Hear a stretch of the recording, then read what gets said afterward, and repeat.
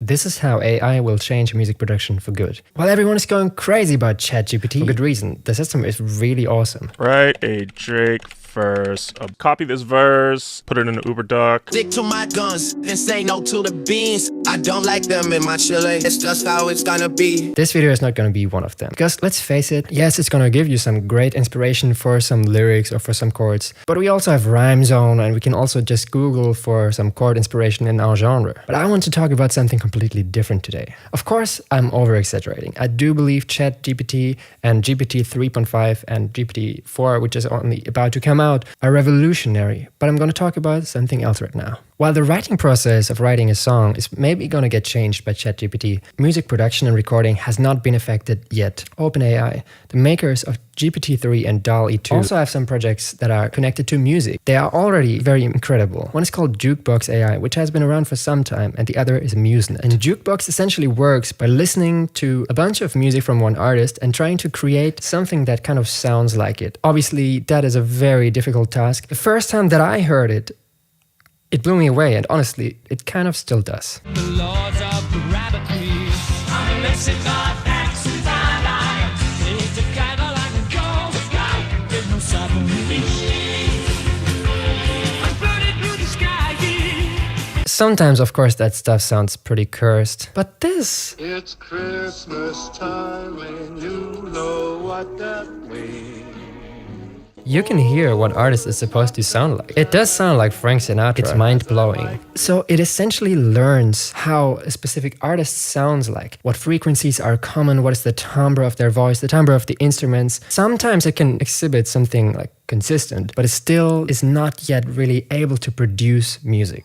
Speaking about OpenAI's MuseNet, you can basically input MIDI data and it will help you finish the song, even with some various instruments. Can generate up to 4-minute musical compositions with 10 different instruments. So let's try it. We're gonna select now the style of the Beatles and use the start of Beethoven's Für Elise. We can select all the different instruments we want to have. And now let's see. That didn't work. Maybe you have to use Google Chrome or something. It doesn't work on Safari for me, but I've seen it work for other people and it's pretty cool.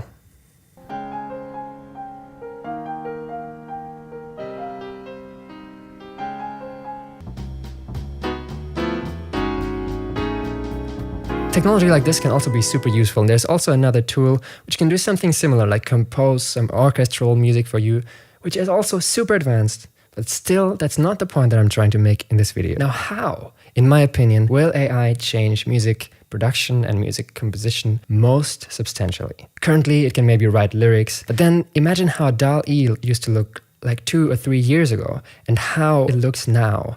We never had anything like Stable Diffusion 5 years ago, and now we are able to synthesize insanely high quality images. The improvements are truly insane, and I'm pretty certain that I'm going to use it for my future releases as album art in some way. So now imagine that you want to have a guitar that is strummed in a certain way, with a certain sonic quality. Maybe it's a special guitar with some certain wood, recorded with some really awesome microphone in a brilliant sounding studio, maybe with a very particular amplifier, or mixed already in a particular way that you like. Maybe you can record your guitar outside on a windy day and then transform it using AI, making it sound like it was recorded in a $1 million studio.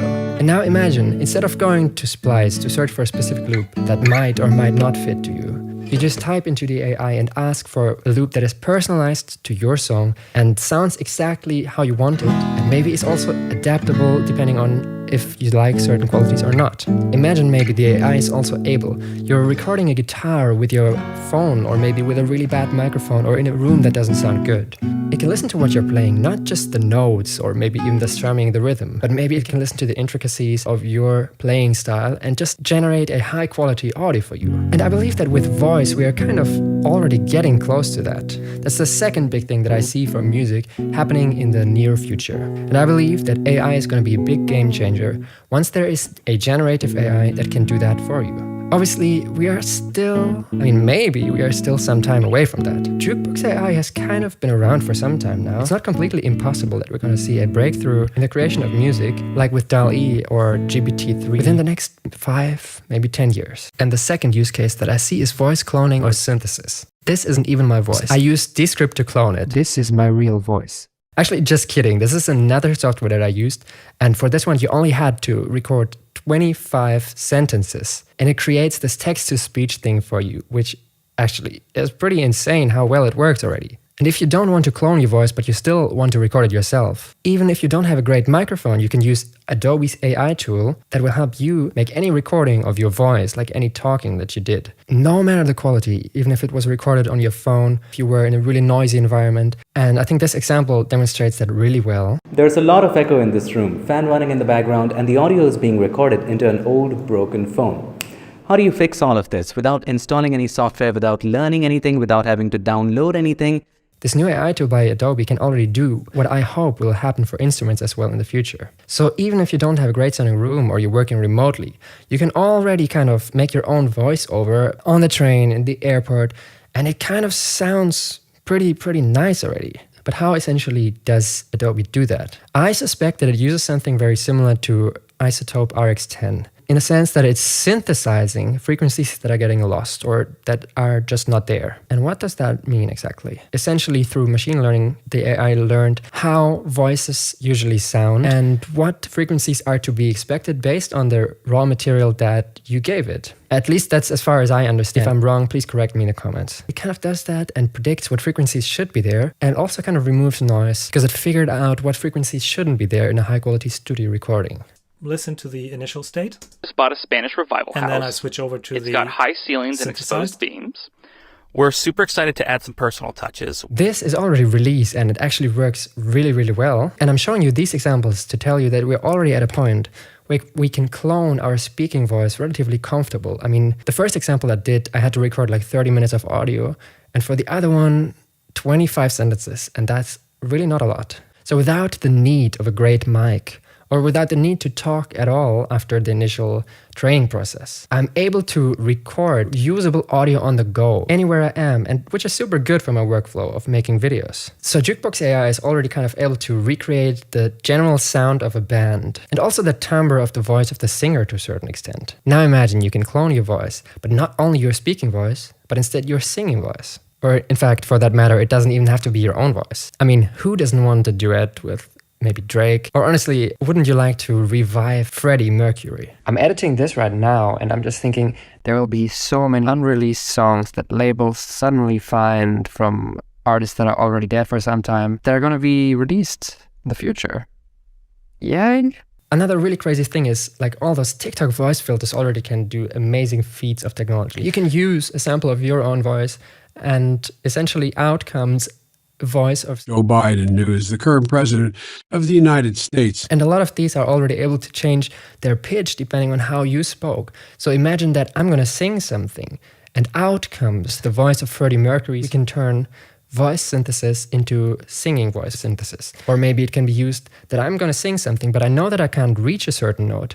And I'm going to just create a synthesized version of my voice that can sing that high. And I'm going to use only these specific parts of the artificial performance to enhance my own performance. Okay, here in UberDuck, you can already create voice doubles by certain artists. They don't have Freddie Mercury here, but they have Brian May.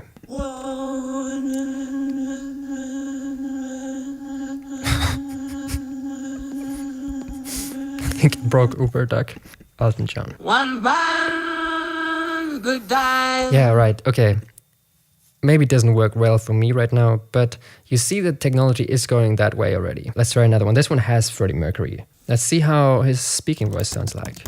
What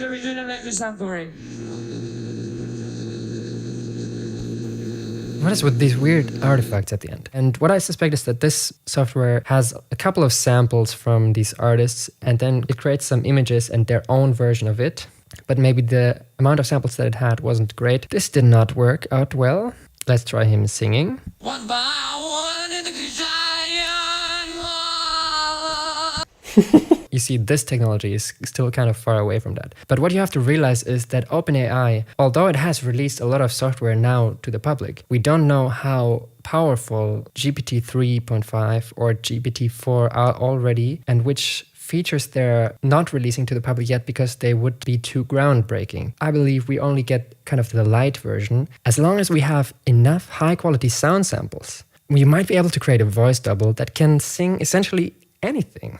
and we'll be able to make it sound in the way that we want it to sound. And of course, there are already brilliant word builders from East West, Hollywood choirs, and backup singers. They're really usable.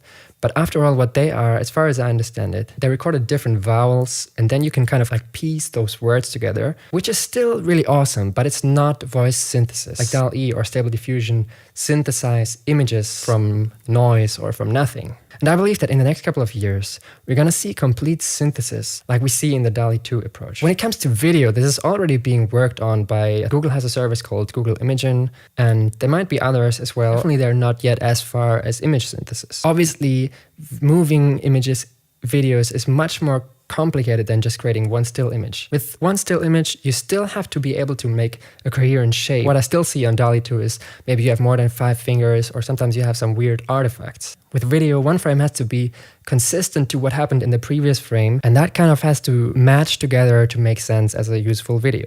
The same goes with music or with audio files. It's necessary that the audio file has to have a certain level of coherence, otherwise it will sound choppy and unnatural. By the speed that we are progressing currently with these types of technologies, this is where I see music production going and where I see AI having the most value to producers. One of the coolest AI video editing tools is Runway ML, which is really cool. You can do a lot for free as well. And one of the features that they're sort of working on right now is text to video editing. I think we are so used to our programs that we kind of forget that they are just ways to communicate with the system to express our own desires. And while I spend a lot of time learning logic and understanding what all the different parameters on the plugins are doing, just telling the software what I want to achieve, the specific sound that I want, would be way more intuitive and would make audio production software, and any software for that matter, more accessible. So on Runway, we can already see this kind of happening. And now imagine pairing this with a brain-computer interface, so you don't even have to say it out loud or type it anymore. Maybe I'm getting a few years ahead of myself, but this might be the future that we're heading towards. I think one of the biggest things that all these AI tools will be able to help us with, it finally enables us as a species to communicate with the machines that we created in a way that is natural to us, rather than us having to learn how machines want to be talked to. So if in the future artificial intelligence can help us express us in a way that comes natural to us, I think then it's going to be one of the most useful technologies, which it probably already is. These are just some use cases that I can imagine and that I hope are going to become reality very soon. But judging by the state of technology right now, like with technology like Jukebox AI that could already, I think back in 2019, achieve some great feats, and with the voice cloning software that we are seeing a huge rise of recently. Don't get me started on those MIDI AIs. They're also really awesome, but I think creating MIDI notes, which is kind of like computer data, bits and pieces, is probably a little easier than creating coherent sound waves that sound like a specific instrument. So what are your thoughts? What is AI going to do to the music production industry? I'm really looking forward to the future, but I'm also scared. But while I believe that other jobs are very highly at risk, I think music producers still have, I'd give us like 5 to 10 years at least until this technology is at the same level as image generation software. Do you think that AI will completely eliminate the need for human musicians? Or do you think there will always be something human the technology just can't reproduce? So if you do enjoy this kind of content and other music-related content, stick around here because I'm just getting started on this second channel because I'm going to create more of that, not only around AI, but also just general music tutorials. So thank you for watching until here. If you watched until here, comment in the spirit of AI with a robot emoji. Thank you and goodbye.